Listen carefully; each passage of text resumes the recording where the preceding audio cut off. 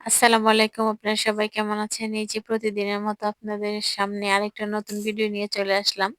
এই যে দেখেন সকালে উঠে এই যে আমি এখানে সব বের করতেছি। কারণ সামনে রমজান। এইজন্য ভাবতেছিলাম এগুলো বেশিদিন ঘরে থাকলে তো হয়ে যাবে। তো সবাইকে দিয়ে দিছি। শ্বশুরবাড়ি দিছি।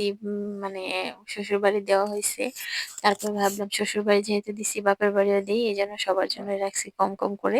এখানে যে ২ প্যাকেট আটা আর চিনি ওগুলা ছিল। ভাবলাম যে যেহেতু সামনে রমজান তো এদেরকে দিয়ে দিই। সামনে রমজানে চিনি তো প্রয়োজন সবারই। ২ জায়গায় চিনিও আছে, শ্বশুরবাড়িও দেওয়া হইছে ৪-৫ কেজির মতো। তো ভাবলাম যে বাপের বাড়িও দেই ৪-৫ কেজির মতো। এজন্য যা ছিল সবগুলো বের করতেছি। কারণ সামনের মাসে আবার যখন পাবো তখন তো আবার তো এত দিয়ে আমি কি করব? তাই ভাবলাম সবাইকে দিয়ে দেই। রমজান উপলক্ষে সবাই একটু মানে শরবত-টরবত করে খেতে পারবে। এজন্য চিনি আর ডালগুলাও ভাবছি ডাল দিয়ে দিলে বড়া করে খেতে পারবে। এজন্য ডালও করছি। তো শ্বশুরবাড়িতে অনেকগুলা নিয়ে গত সপ্তাহে গিয়েছিলাম। যাওয়ার সময় নিয়ে দিয়ে আসছি। এজন্য ভাবলাম এইখানে সব বের করতেছি। আমার ভাই যেহেতু এখানে একটা থাকে, তো আমার ভাইকে ফোন দিলে ও আইসা নিয়ে যাবে। কারণ যেহেতু ওর বাবা নাই তো কে যাবে? যাওয়ার লোকও নাই। তো ছেলেদেরও পরীক্ষা চলতেছে। এজন্য যাইতে পারব না আমি। তো আমার ভাইকে কল দিলে ও আইসা নিয়ে যাবে আরকি। এজন্য দেখেন সব বের করতেছি। বের করে রাখলাম। এগুলো দিয়ে দিব আরকি ওকে আসলে। এই তো এগুলা এতগুলাই ছিল আরকি। তো এগুলো সব ব্যাগে করে ভরে তারপরে দিয়ে দেব। তো আমার যেটুকু দরকার অতটুকু রাখছি। আমি বেশি আমার খুব দরকার না। অল্প একটু দরকার। তো আমি অল্প ১ প্যাকেট করে রেখে দিছি। ১ প্যাকেট করে বলতে আমি ২ কেজি ডাল আর ২ কেজি চিনি রাখছি। এইটুকুতে আমার হবে। তারপর সামনের মাসে আবার পাইলে তো আমার হবে। এজন্য কম করে আমি রাখলাম। আর এগুলো সব দিয়ে দিব। তো এপাশে আমি দেখেন আমার ভাত বসায় রেখে গেছিলাম। ওই পাশে কাজ করতে, করতে ভাত বসায় মানে আমি ভাত চালটা ধুয়ে দিছি। ছেলেকে বলছি বসাইতেছিল। বসাইছে ঠিকই কিন্তু সুইচ দেয় নাই। সুইচ না দিলে বলেন সারাদিনও যদি এরকম ভাত থাকে এটা কি হবে? কখনোই হবে না। কিন্তু বাচ্চা মানুষ বুঝতে পারে নাই। যাই হোক এপাশে দেখেন ছেলে আবার ঘরটাকে গুছিয়ে ফেলছে সুন্দর করে।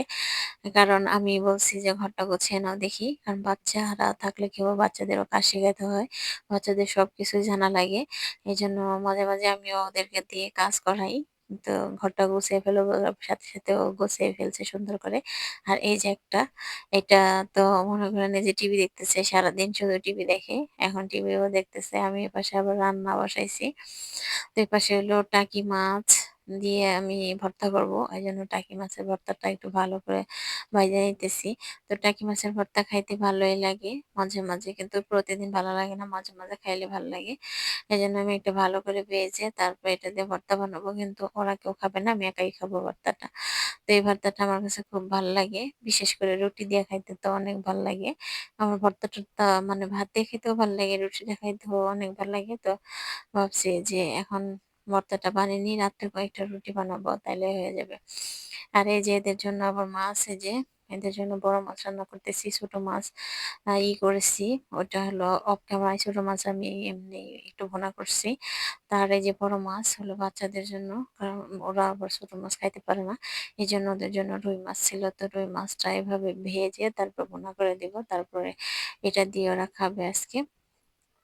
তো রুই মাছও খুব একটা খাইতে চায় না। তারপর মাঝে, মাঝে দেই কারণ সব মাছই খাইতে হয়। এজন্য দেখেন এই যে এখানে রুই মাছটা আমি একটু ভেজে ভালো করে ভেজে টমেটো দিয়ে একটু ভুনা করে দিব, ঝোল করব না। এই তো এভাবেই ভাজা অর্ধেক ভাজা হয়ে গেছে। দেখেন ভাজা হয়ে গেছে। আমি এপাশে ভাত এই যে আমার ছোট মাছও আমি এমনি ভুনার মতো করে নিছি। তো এপাশে আমরা ভাত খেতে চলে আসছি। কারণ দুপুর হয়ে গেছে অনেক ক্ষুধা লাগছে। তো এইজন্য তাড়াহুড়া করে ভাত খেতে চলে আসি। সবগুলো আজকে বিছানার উপরে দিয়ে দিছি। মানে এই জায়গায় বসেছিল, পড়তেছিল এই জায়গায়। তো এই জায়গায় নিয়ে আমি ওইভাবে ভাতটা দিয়ে দিছি। তো সবগুলা খাইতেছে। এটাকে আমি খাওয়াই দিতেছি। তো আজকে এই পর্যন্তই। আল্লাহ হাফেজ।